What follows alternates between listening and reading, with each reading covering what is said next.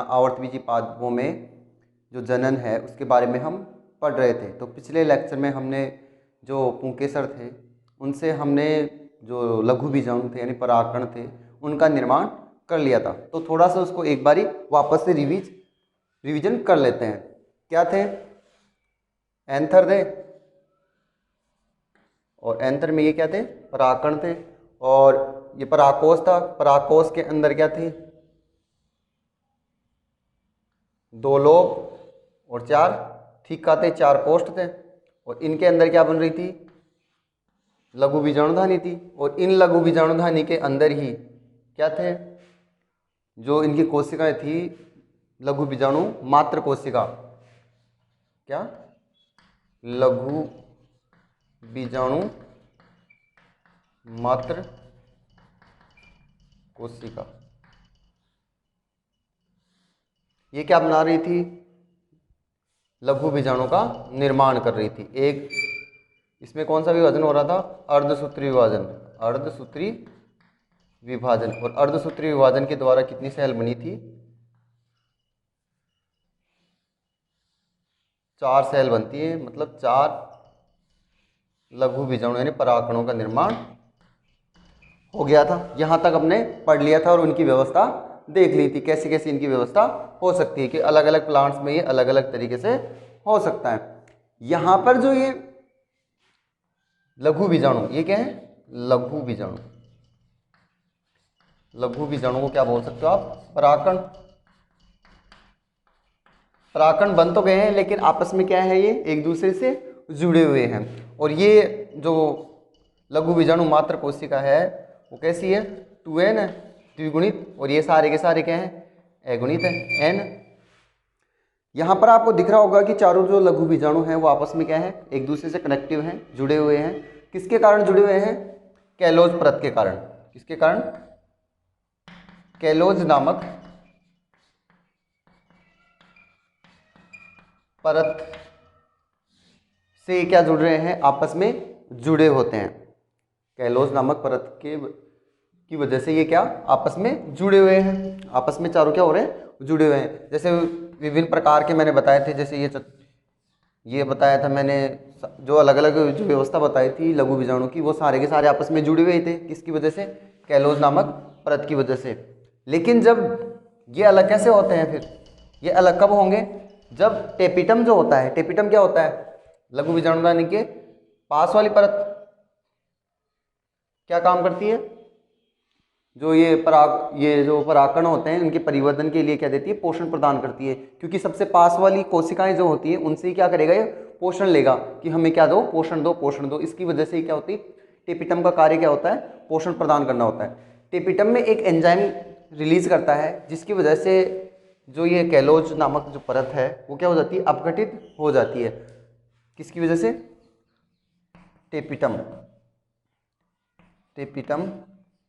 एक enzyme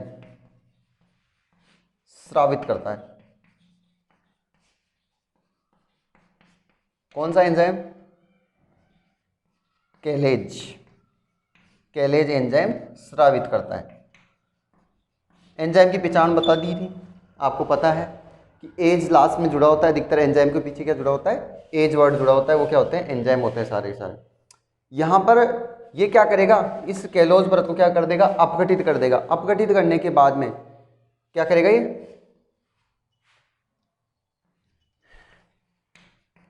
callose परत का अपघटन कर देगा।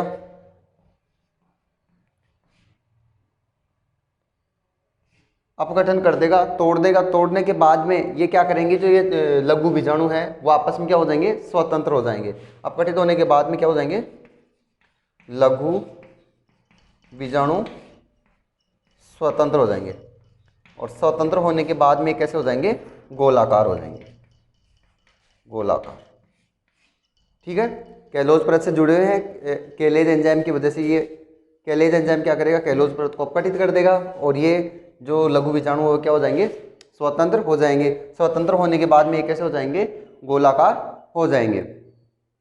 लेकिन अब बात करें कि कुछ पादप ऐसे भी होते हैं जिनमें ये लघु बीजाणु क्या होते हैं, आपस में जुड़े होते हैं, संयुक्त रहते हैं। कुछ में क्या करते हैं कि जो लघु बीजाणुधानी के, ये लघु बीजाणुधानी है, क्या ये लघु बीजाणुधानी।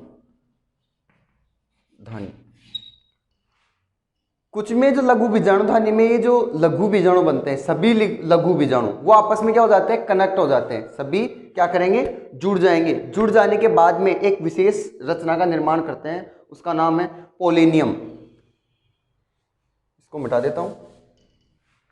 लघु बीजाणुधानी के सभी लघु बीजाणु आपस में जुड़कर एक विशेष संरचना का निर्माण करते हैं, और उस संरचना को क्या कहते हैं, जिसे पोलेनियम कहते हैं या पराग पिंड कहते हैं। जिसे क्या कहते हैं, पराग पिंड, पराग पिंड या पोलिनियम कहते हैं, पोलिनियम कहते हैं। किसमें पाया जाता है, आर्किड नामक एक प्लांट्स होता है और आक, किसमें, आर्किड में और आक। आक का मतलब कैलोट्रोपिस, कैलोट्रोपिस में ये संरचना पाई जाती है। कैसे हो जाते हैं कि ऐसे एक ये संरचना का निर्माण कर लेते हैं। ये क्या होते हैं, पोलेनियम होते हैं, ठीक है, पोलन होते हैं। ये आपको जब आँख के अंदर आपको ये जब पुष्पन की समय होता है उससे पहले आपको ये दिखाई दे सकते हैं, आप इजी वे में आपको दिखाई दे देंगे, ठीक है। तो लघु बीजाणु चतुष्क बन रहा था, ये चतुष्क था, लघु बीजाणु चतुष्क था, आपस में जुड़े क्यों है, केलोज परत के कारण। टेपिटम से एक एंजाइम स्रावित होगा केलोज, जिससे अपघटित हो जाएगा, अपघटित होने के बाद में ये स्वतंत्र हो जाएंगे, स्वतंत्र होने के बाद में कैसे हो जाएंगे, गोलाकार। लेकिन कुछ लघु बीजाणु, कुछ पादपों में ऐसे होते हैं कि लघु बीजाणुधानी के सभी जो लघु बीजाणु हैं वो आपस में जुड़कर एक विशेष रचना बनाएंगे, जिसको हम क्या कहेंगे, परागपिंड कह देंगे या पोलेनियम कहते हैं। तो इसके बाद में हम देखो कि कुछ में ये चतुष्क, ये जो होते हैं लघु बीजाणु चतुष्क के अलावा, 4 के अलावा और अधिक हो सकते हैं, उसको बहु लघु बीजाणुकता कहते हैं। 4 से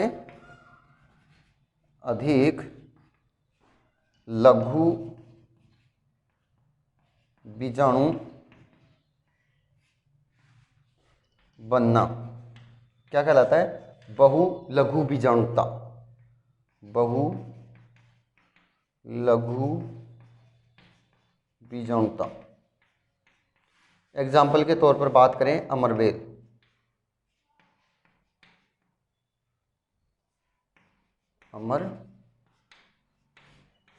अमरबेल में ये आपको स्ट्रक्चर दिखाई दे देगी। कुछ में क्या होता है कि ये आपस में जुड़े की जुड़े ही रह जाते हैं। कुछ में ये जो चतुष्क हैं वो केलोज नामक जो परत है वो अपघटित नहीं हो पाती है, और अपघटित नहीं हो पाएगी तो मतलब आपस में कनेक्टिव रह जाएंगे, और ऐसी संरचना पाई जाती है जैसे टाइफा में पाई जाती है। कुछ में क्या होगी, कुछ प्लांट में लघु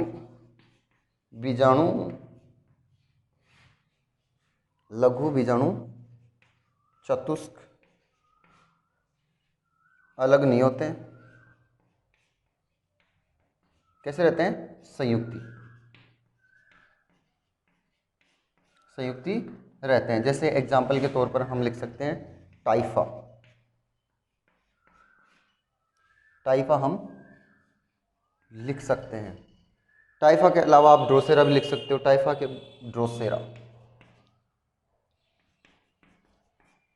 ड्रोसेरा, ठीक है। तो पिछले लेक्चर से हमने स्टार्ट किया, पिछले लेक्चर में हमने लघु बीजाणु चतुष्क बना लिए थे। उसके बाद में आज पढ़ा कि केलोज नामक परत है वो केलेज एंजाइम से अपघटित होकर लघु बीजाणु मुक्त कर रही है। लघु बीजाणु या पराकण बोलते हैं इनको, पराकण अभी पराकण कैसे मुक्त होते हैं हम आगे पढ़ते हैं इसके बारे में। मुक्त होकर कैसे बन जाएंगे, गोलाकार स्ट्रक्चर बना लेंगे। कुछ में क्या करते हैं, लघु बीजाणुदानी के सभी जो लघु बीजाणु आपस में जुड़ जाएंगे और किसका निर्माण कर लेंगे, परागपिंड का या पोलेनियम का फॉर्मेशन कर लेंगे। कुछ में क्या होता है कि ये चार न होकर उससे ज़्यादा बन जाते हैं, उसको हम कहते हैं बहु लघु बीजाणुकता। उसको क्या कहते हैं, बहु लघु बीजाणुकता कहते हैं। जैसे अमरबेल, जैसे अमरबेल। कुछ में क्या करते हैं कि कुछ प्लांट्स में ये लघु बीजाणु हैं चतुष्क, वो अलग ही नहीं होते, आपस में जुड़े हुए होते हैं, जैसे टाइफा और ड्रोसेरा। इसको एक बार नोट करो, इससे आगे हम फिर पढ़ेंगे जो ये लघु बीजाणुधनी या परागकोश का स्फुटन, इस कैसे ये जो लघु बीजाणु है वो मुक्त होते हैं, उनके बारे में पढ़ते हैं आगे।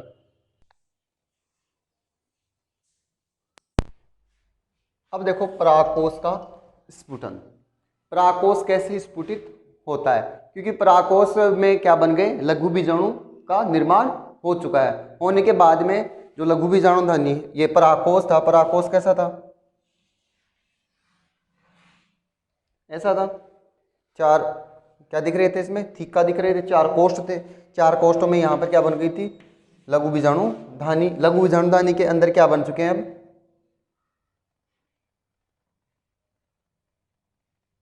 लघु बीजाणु चतुष्क बन चुके हैं। ऐसे खूब अनेक क्या बन चुके हैं,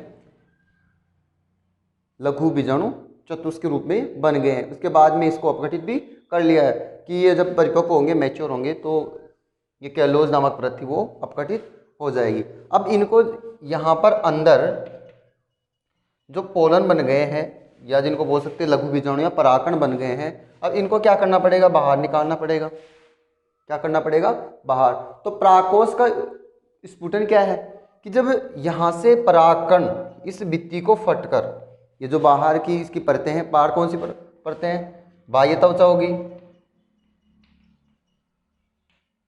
फिर इसके बाद में कौन सी थी, अंतः त्वचा या एंडोथीसियम थी। कौन सी थी, एंडोथीसियम थी। एंडोथीसियम के नीचे कौन सी थी, मध्य परत थी। ये बता चुका हूँ मैं, मध्य परत। और इसके बाद में लघु बीजाणुधानी के चारों तरफ क्या पाया जा रहा था, टेपिटम। टेपिटम तो किस काम में आ गया है, यहाँ पर परिवर्धनीय काम आ गया है। उसके बाद में ये तीन लेयर बच रही हैं, इन तीन लेयर हट जाएंगी। तो हटने के बाद में क्या करेंगी, जैसे इस तरफ बनाऊँ मैं, तो ये धीरे धीरे क्या होंगी, यहाँ से जब ये क्या बन जाएंगे, लघु बीजाणु बन जाएंगे, तो यहाँ से क्या होंगे, स्फुटित होकर क्या निकलेंगे, बाहर निकलेंगे। क्या करेंगे, बाहर निकलेंगे। और इसको ये बाहर निकलना, इसकी भित्ति है जो परागकोश की जो भित्ति है, उसको फटने के बाद में जो परागकणों को बाहर निकलना ही क्या कहलाता है, लघु बीजाणु स्फुटन होता है। और ये परागकण है, इनके विस्फुटन का मुख्य कार्य किसका होता है, एंडोथीसियम नामक जो परत होती है उसका मुख्य कार्य होता है। क्योंकि ये क्या होती है, आर्द्रताग्राही होती है। ये क्या काम करती है, ये पोषण प्रदान करने का काम करती है, ये खाद्य पदार्थों को संग्रहण करने का काम करती है। बाह्य त्वचा क्या करेगी, सुरक्षा का काम करती है। लेकिन ये क्या करती है, आर्द्रताग्राही होती है। और मैंने बताया था कि ये स्फुटन में मुख्य भूमिका किसकी होती है, एंडोथीसियम नामक जो लेयर है उसी का होता है। तो ये क्या होती है, आर्द्रताग्राही। जैसे ये ड्राई होगी, सूखेगी, सूखने के बाद में क्या होगी, इसकी जो सेल्स हैं वो खिंच कर क्या हो जाएंगी, दूर हो जाएंगी, फट जाएंगी। फटने के बाद में यहाँ से क्या निकल जाएंगे, ये परागकण या लघु बीजाणु क्या होंगे, बाहर निकल जाएंगे। इनका बाहर निकलना ही क्या है, परागकोश का स्फुटन है। परागकोश का जो स्फुटन है वो भी चार प्रकार का बता रखा है। एक तो अनुदैर्घ्य, अनुप्रस्थ स्फुटन, कपाटीय स्फुटन, सरंध्रीय स्फुटन। अनुप्रस्थ को हम कह सकते हैं लंबवत ऐसे, ठीक है। जो आपका लघु ये परागकोश है, परागकोश के बिल्कुल लंबवत होगा। और अनुदैर्घ्य इस साइड होगा। जैसे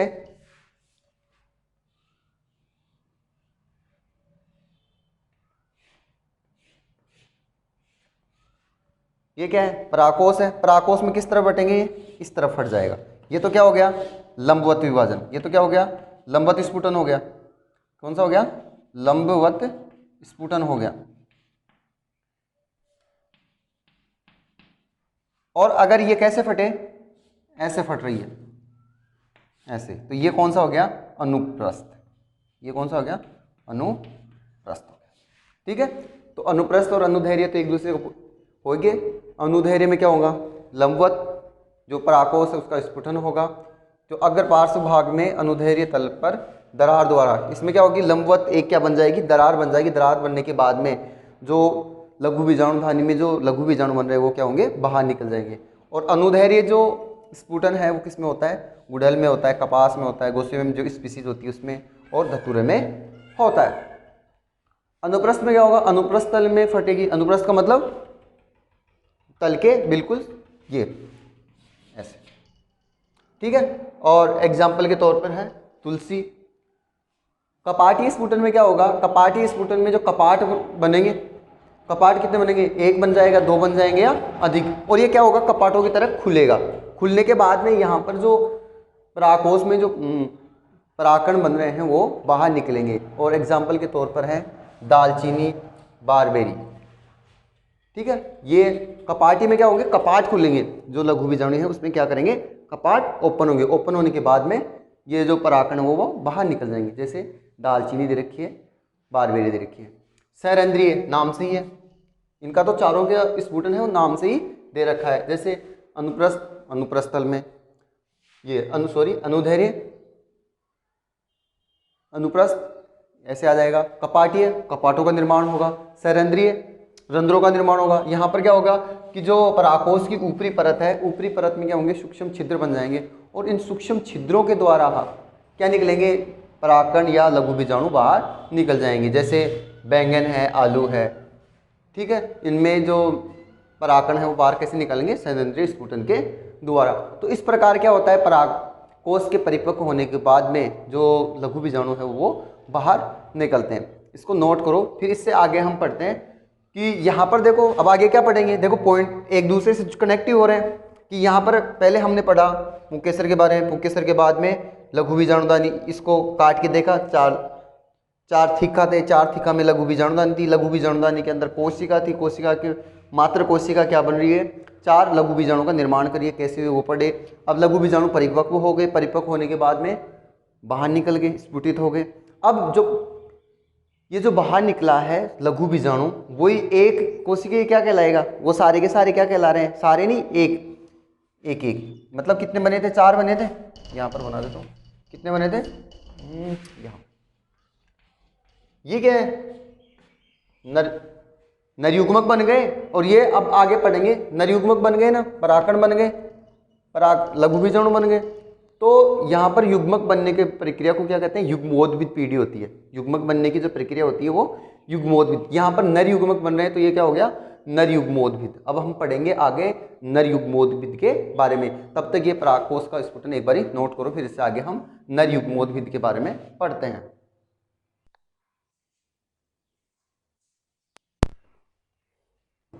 तो परागकोश के स्फुटन के बाद में हम पढ़ते हैं अब नर युग्मकोद्भिद, मेल गेमेटोफाइट। मेल गेमेटोफाइट कैसे बनेगा?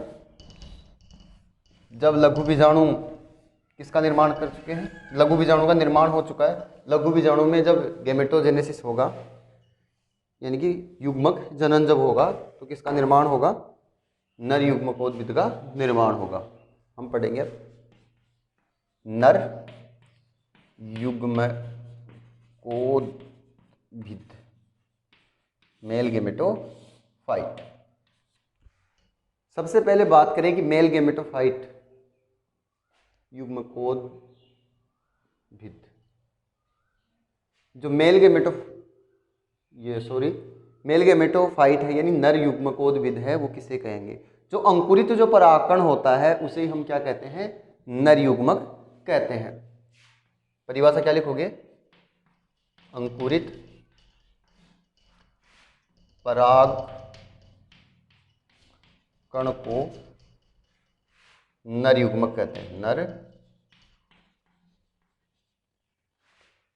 युग्मकोद्भिद, नर युग्मकोद्भिद कहते हैं।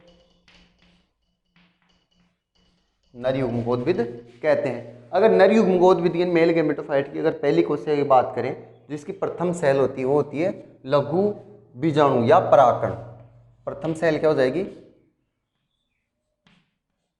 प्रथम कोशिका।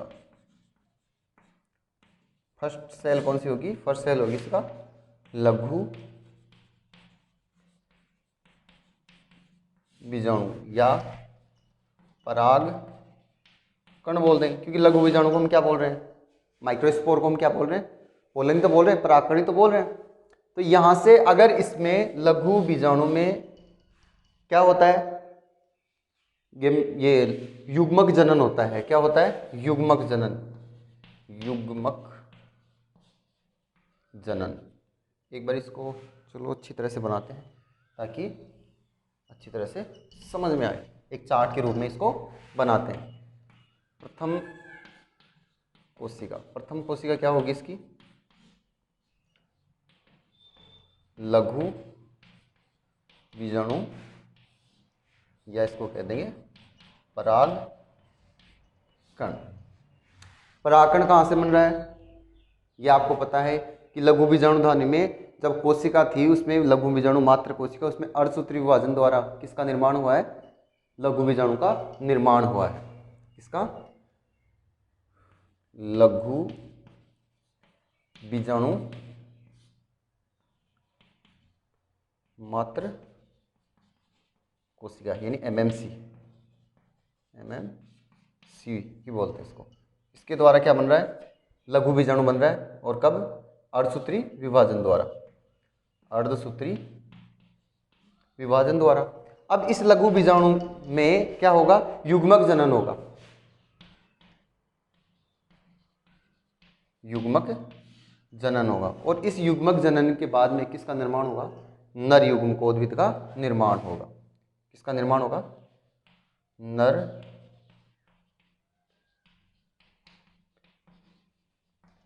नर युग्मकोद्भिद का निर्माण होगा।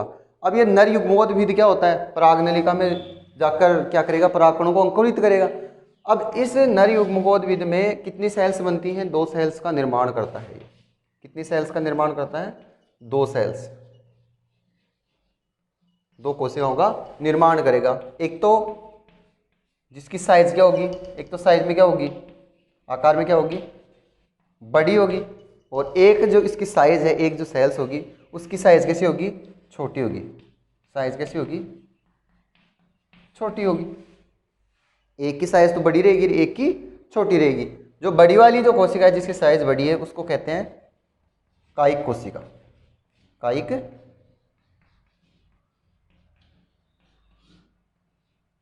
कोशिका। और जिसकी जो साइज छोटी होती है वो क्या होती है? जननिक कोशिका या जर्मिनेटिव सेल होती है। जननिक कोशिका होती है। बनते कैसे हैं? कि यहां पर क्या करेगा? ये क्या था? लघु बीजाणु था। कैसे बन रही है वो देखो कि ये 2 सेल कैसे बन रही है वो बता रहा हूँ। एक तो छोटी सेल बन रही है और एक बड़ी सेल बन रही है। यहाँ पर ये न्यूक्लियस था। न्यूक्लियस में क्या होगा? समसूत्री विभाजन होगा। समसूत्री विभाजन द्वारा 2 सेल बनती है। यहाँ पर इसमें एक तो साइटोकाइनिन होता है और एक कैरियोकाइनेसिस होता है। ये आपको पता है। एक तो सबसे पहले जब विभाजन स्टार्ट होता है तो कौन सा होता है? कैरियोकाइनेसिस। कैरियोकाइनेसिस। और एक सबसे पहले ये होता है, बाद में क्या होता है? साइटोकाइनेसिस होता है। कैरियोकाइनेसिस में केंद्रक का विभाजन हो रहा था और इसमें कोशिका द्रव्य का विभाजन हो रहा था। लेकिन यहां पर ध्यान रखना कि इसके अंदर साइटोकाइनेसिस नहीं हो रहा, यानी केंद्रक का विभाजन नहीं होता। यानी कैरियोकाइनेसिस तो हो रहा है, मतलब केंद्रक का विभाजन तो हो रहा है, लेकिन कोशिका द्रव्य का विभाजन होकर 2 स्पष्ट कोशिकाएं नहीं बन रही। इसलिए ये केंद्रक विभाजित होकर क्या करेगा? एक इसके अंदर रह जाएगी और एक इसी के अंदर रह जाएगी। दूसरी कोशिका इसके अंदर ही बन जाएगी। ये तो बड़ी कोशिका हो गई,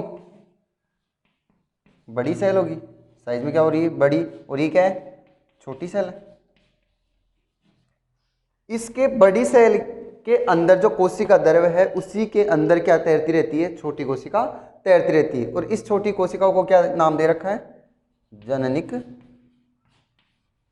सेल। और बड़ी कोशिका जो है उसको क्या कहते हैं, वेजिटेटिव सेल। ये तो जर्मिनेटिव सेल होगी, यानी जनन प्रक्रिया में भाग ले रही है। और यहाँ पर ये बड़ी सेल है वो क्या होगी, कायिक कोशिका होगी। कायिक कोशिका, कायिक सेल। अब इनका यहाँ पर मैं कार्य बता दूं, जननिक जो कोशिका है वो आगे जाकर वापस क्या करेगी, समसूत्री विभाजन करेगी। और समसूत्री विभाजन द्वारा किसका निर्माण करेगी, दो नर युग्मक का निर्माण करेगी। किसका, दो नर युग्मक का। किसके द्वारा, समसूत्री विभाजन जब होगा, समसूत्री विभाजन जब होगा। और जो कायिक कोशिका है, कायिक कोशिका किसका निर्माण करेगी, पोलन ट्यूब का निर्माण करती है, पराग नलिका का निर्माण करेगी, पराग नलिका का निर्माण करेगी। तो नर युग्मकोद्भिद क्या होता है, ये समझ में आया कि अंकुरित जो परागकण होता है वही क्या कहलाता है, नर युग्मकोद्भिद कहलाता है। और इसकी जो पहली कोशिका है वो क्या कहलाती है, लघु बीजाणु या परागकण कहलाता है। लघु बीजाणु का निर्माण आपको पता है कि लघु बीजाणु मात्र कोशिका होती है, उसके द्वारा होता है। ये हम पीछे पढ़ते आ रहे हैं। लघु बीजाणु में युग्मक जनन जो होता है तो नर युग्मकोद्भिद का निर्माण होता है।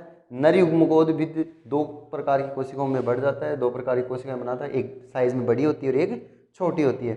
बड़ी साइज वाली जो कोशिका है वो कैसे होती है, वेजिटेटिव सेल होती है, कायिक कोशिका होती है। और जो साइज में छोटी होती है वो जर्मिनेटिव सेल या जननिक कोशिका होती है। कैसे होती है कि जो लघु बीजाणु है उसमें विभाजन हो रहा है, तो यहाँ पर विभाजन होने के बाद में एक तो साइज में छोटी बन रही है सेल और एक बड़ी बन रही है। बड़ी वाली सेल को कायिक कह रहे हैं और छोटी वाली को जननिक। यहाँ पर जो बड़ी कोशिका होती है उसके जो कोशिका द्रव्य है उसी के कोशिका द्रव्य में ये जो जननिक कोशिका है वो तैरती रहती है। जननिक जो कोशिका है वो आगे जाके समसूत्री विभाजन द्वारा किसका निर्माण करेगी, नर युग्मक का निर्माण करेगी। आगे हम इसके बारे में और डिटेल से पढ़ेंगे। और जो कायिक कोशिका है वो आगे जाकर किसका, पोलन ट्यूब का निर्माण करती है, पराग नलिका का निर्माण करती है। ठीक है, तो आज के वीडियो में इतना ही। नेक्स्ट वीडियो में हम इससे आगे पढ़ते हैं। Thank you.